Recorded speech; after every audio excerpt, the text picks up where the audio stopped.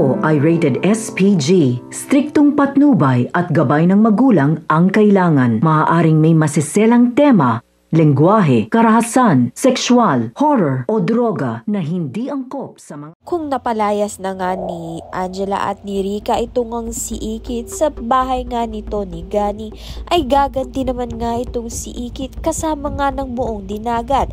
Kaya naman nga lahat nga sila ay magtutulungan upang ang pabagsakin nga itong si Rica.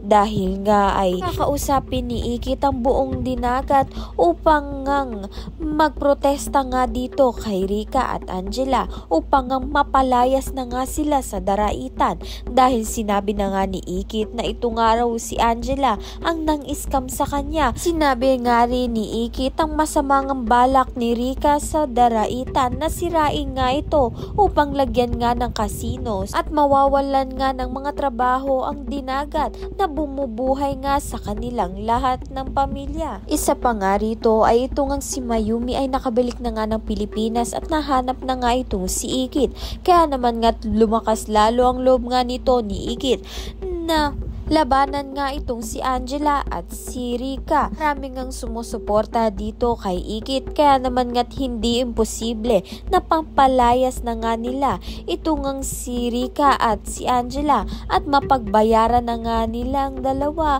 ang kasalanan nga nila. Hindi nga lang dito kay Gani at kay Ikit kung hindi nga sa buong daraitan. Kaya naman nga't ayan at iba pa ang dapat nating pakaabangan. Maraming salamat sa iyong panunood.